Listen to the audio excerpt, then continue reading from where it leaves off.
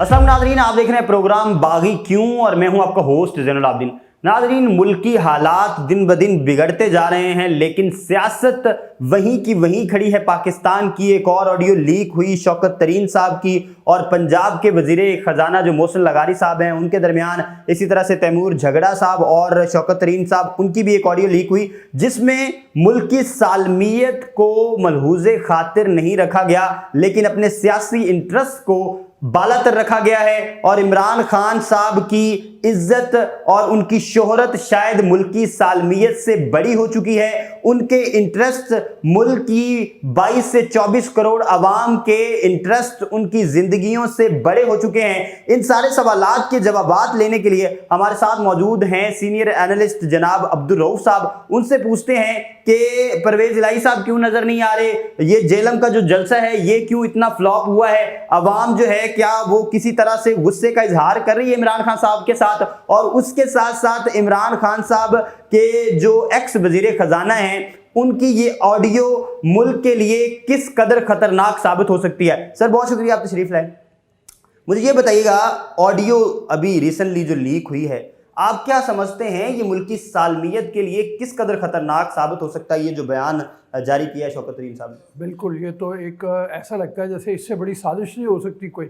इतनी बड़ी साजिश, मतलब ये है कि आप सिर्फ अपने एक ज़ाती मुफाद के लिए या मतलब एक पार्टी के मुफाद के लिए आप पूरे मुल्क को दाव पे लगा दें और एक ऐसे वक्त में ये बयान जारी करें या एक ऐसे वक्त में ये लेटर जारी करें कि जिस वक्त IMF का आज इजलास होना है और रिव्यू होना है बैठ के, और उसमें तय करना है कि इमदाद पाकिस्तान को दी जानी है या नहीं दी जानी। अच्छा, मैं थोड़ा सा ज़रा परवेज़ जो शौकत तरीन है उनके हवाले से ये बताऊं कि मुझे ये लगता है कि इनकी, पहले मैं सोचा करता था कि इनकी वफादारी जो है वो किसी पार्टी के साथ नहीं है। ये पीपल्स पार्टी में थे, फिर ये PTI में आ गए। अब तो मुझे लगता है ये सारे को देखने के बाद कि इनकी हमदर्दी जो है, वफादारी जो है वो मुल्क के साथ भी नहीं है। मुल्क से एक खिलवाड़ इन्होंने किया है, दुश्मनी की है, और ये बहुत खतरनाक ट्रेंड है। मतलब सर साजिशी बयानी की बात करते हैं, अमेरिका से साजिश हो रही है, बाहर से हो रही है ये वो, लेकिन ये एक अंदरूनी साजिश सामने आई है। और ये जो ऑडियो लीक हुई है इसमें अगर आप उनकी बातें सुने बाकायदा तौर पर, तो मोहसिन लगारी साहब ने बाकायदा तौर पर यह सवाल भी किया कि ये स्टेट के लिए खतरनाक साबित नहीं होगा, लेकिन जवाबन शौकत तरीन साहब ने इस कदर ढिठाई से वो जवाब दिया है कि जनाब चेयरमैन साहब के साथ जिस तरह से वो कर रहे हैं, आपको क्या लगता है कि इसके बाद स्टेट का कोई मतलब उस तरह से वजूद रहता है? तो इस कदर अहम हो गए इमरान खान साहब, स्टेट से बड़े हो गए हैं, उनके इंटरेस्ट बड़े हैं 24 करोड़ आवाम से। हाँ, मतलब आप ये देखो ना कि शौकत तरीन जवाब क्या देते हैं। वो जो सवाल आपने उठाया कि वो जवाब देते हैं कि हमारे ऊपर केस हो रहे हैं, हमारी गिरफ्तारियां हो रही हैं और हम इनको क्लीन चिट दे दें, तो ये कैसे मुमकिन है? तो बिल्कुल ऐसे ही आपकी बात बजाय है कि मतलब इमरान खान को ऐसा महसूस होता है कि जैसे सिर्फ वो हैं और कोई चीज़ नहीं है। मैंने जैसे कहा कि बुनियादी तौर पे होना ये चाहिए कि सबसे पहले मुल्क मुकद्दम हो, तो मुल्क मुकद्दम नहीं है। ऐसे मौके के ऊपर जहाँ पे पहले हमारी ज़रूरत जो थी वो बहुत ज़्यादा थी पैसों की, अब इस सैलाब के बाद ये जो आफत आई है इसके बाद ज़रूरत और ज़रा बढ़ गई है। अगर आप मतलब जो हाल देख रहे हो मार्केट में, मंडियों में खाने की चीज़ें नहीं है, सब्जियां ख़त्म हो गई हैं, लोग जो हैं वो बेघर बैठे हुए हैं, 3 करोड़ से ज़्यादा लोग मुतासर हुए हैं। ऐसे में ये फंडिंग जो है ये कितना ज़्यादा फ़ायदेमंद साबित हो सकती है इसका इनको अंदाज़ा नहीं है। वो कह रहे हैं मुल्क तबाही में जाता जाए, हम बच जाएं, और यही शौकत तरीन ने पैगाम दिया। मतलब लेकिन सर अगर रियासत नहीं रहेगी, मुल्क पाकिस्तान खुदा न खास्ता डिफॉल्ट कर जाता है, श्रीलंका के बारे में ये कहते थे कि PDM जो है वो श्रीलंका की तरफ लेके जा रही है, डिफॉल्ट की तरफ ले रही है पाकिस्तान को, लेकिन इनका ये अमल अगर पाकिस्तान को खुदा न खास्ता किसी डिफॉल्ट के दहाने पर खड़ा कर देता है, तो क्या अगर रियासत मुश्किल में पड़ जाती है तो इनकी सियासत कैसे बचेगी फिर? बस ये सवाल इनको अपने आप से पूछना चाहिए। हकीकत में तो ये है कि किसी की सियासत नहीं बचेगी ऐसा अगर होगा। हकीकत में जैसे राजा पक्से जो थे उनको श्रीलंका छोड़ के भागना पड़ा, सदर उनके जो थे, ये सब भी अपने अपनी जो कपड़े बचा के अगर भाग गए, तो इनका तो मतलब ये कहना, मतलब आप इनके बारे में कुछ कहना बेसूद है। इन सब ने तो अपने महलात खड़े किए हुए बाहर के मुल्कों में, ये निकल आएंगे।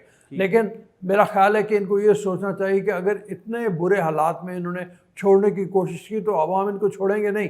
बिल्कुल जैसे मतलब उन्होंने सदारती महल पर श्रीलंका में हमला हुआ था, यहाँ भी हमले होंगे। लोग भूख और अफलास बर्दाश्त नहीं कर सकते।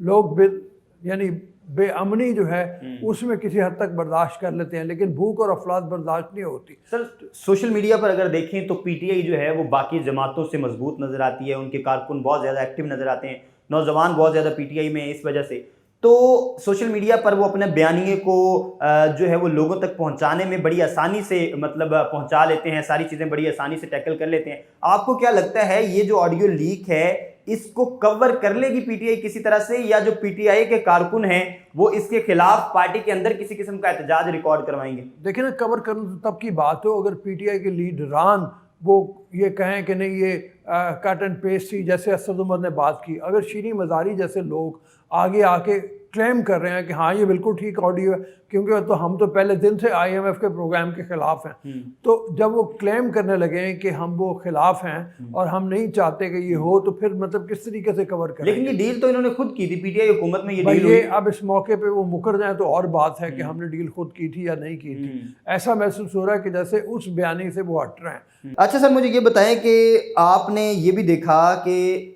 ये जो सिचुएशन चल रही है सैलाब से तकरीबन पाकिस्तान में 60% से ज़्यादा आबादी मुतासर हुई है डायरेक्टली इनडायरेक्टली, और हमने देखा कि पाकिस्तान को 10 अरब डॉलर से ज़्यादा का नुकसान हो चुका है ऑलरेडी। तो आप क्या समझते हैं कि इस सूरत हाल में इमरान खान साहब जो जलसे जुलूसों की सियासत पर अभी तक कायम है, जैसे जेलम की आवाम ने उनको जो है वो एक्सेप्ट नहीं किया और वहाँ का आपने देखा कि बड़े ही फ्लॉप शो गुजरा, इस तरह के जलसे यूजुअली इमरान खान साहब करते नहीं, उनके जलसों की हमेशा ही तारीफ होती है, और उस पर उन्होंने फवाद चौधरी की क्लास भी ली। आपको क्या लगता है कि लोग भी अब सारी सियासी पार्टियों से मुतनफ़र नहीं होते जा रहे और पीटीआई जो है उनको इस सूरत हाल में जलसों से अवॉइड करना चाहिए या नहीं? बिल्कुल पीटीआई को अवॉइड करना चाहिए। और आवाम जो हैं, आप ये देखो कि चाहे किसी भी पॉलिटिकल पार्टी का कोई वर्कर हो, ऐसे में जैसे हमने देखा खुर्शीद शाह का बेटा जो है वो सिंध में जिस वक्त मुतासरीन के अंदर गया, लोगों ने उसको रिजेक्ट कर दिया। यही मोहसिन लगारी जिस वक्त अपने इलाके में पहुंचे थे, लोगों ने इनको रिजेक्ट कर दिया था, लोगों ने इनको लान तान किया, इनको वापस जाना पड़ा। दोस्त मोहम्मद मज़ारी है, उसने ऐलान किया है 1 करोड़ रुपए की मदद का, और उसने कहा मैं अपने पैसों से मतलब मदद करने के लिए फंड में देना चाहता हूँ। अलखदमत को उसने पैसे दिए हैं, मतलब वो यानी हुकूमती चीज़ों पर मशीनरी पर उनका भी यकीन नहीं है, सोशल ऑर्गेनाइजेशंस के थ्रू वो भी मदद कर रहे हैं। उन्हें पता है कि ट्रांसपेरेंट अगर कोई काम कर रही हैं तो वो सोशल ऑर्गेनाइजेशंस कर रही हैं, वो जमातें कर रही हैं जिन्हें ये दहशतगर्दी का लेबल लगाते हैं, जिन्हें टीएलपी, जमात इस्लामी, दूसरी ऐसी जमातें जिनको ये मुल्क की सालमियत के लिए ख़तरा गर्दानते हैं, वो आज सबसे आगे हैं। उनकी क्रेडिबिलिटी पे लोगों को यकीन है, लेकिन हुकूमती चीज़ें, मशीनरी, इन पर यकीन नहीं रहा उस तरह से।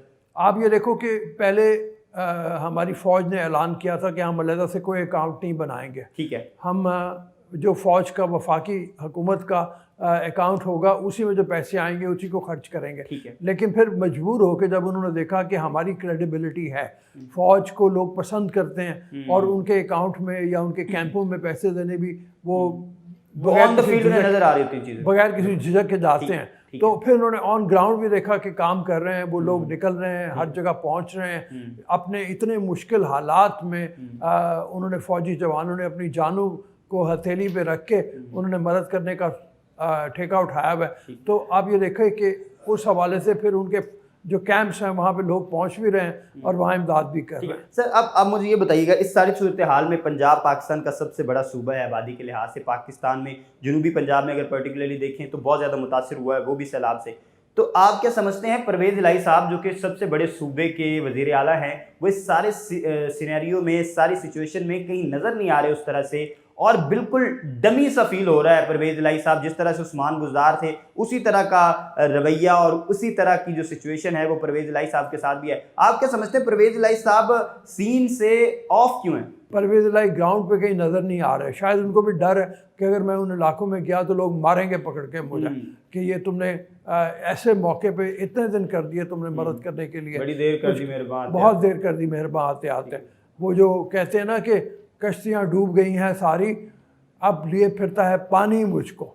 जी तो नाज़रीन, आपने गुफ्तगू सुनी अब्दुल रऊफ साहब की मौजूदा सियासी सूरत हाल पर। आप देख रहे हैं कि ग्राउंड में अगर कोई नजर आ रहा है तो वो समाजी जमातें और पाकिस्तानी फौज नजर आ रही है, वही फौज जिस पर तमाम की तमाम सियासी जमातें अपने अपने दौर में हमें तनकीद करती हुई नजर आती हैं और वो कहती हैं कि ये सियासत में किरदार अदा करते हैं, लेकिन रियासत का बचाव भी शायद फौज के बगैर मुमकिन नजर नहीं आ रहा, क्योंकि रियासत को बचाने के लिए कोई भी सियासी जमात सामने नहीं आ रही। पीटीआई का रवैया आपने देख लिया, सारी जमातों का रवैये से आप अच्छी तरह से वाकिफ हैं। अभी इस वक्त पाकिस्तानी कौम को यह फैसला करना है कि हमने रियासत को बचाना है या कि इन सो कॉल्ड सियासतदानों की सियासत के भेंट चढ़ाना है पाकिस्तान की सालमियत को। हमारे कमेंट सेक्शन में हमें अपनी राय से जरूर आगाह करिएगा। इसी के साथ हमें दीजिए इजाजत। अल्लाह हामिया नासिर।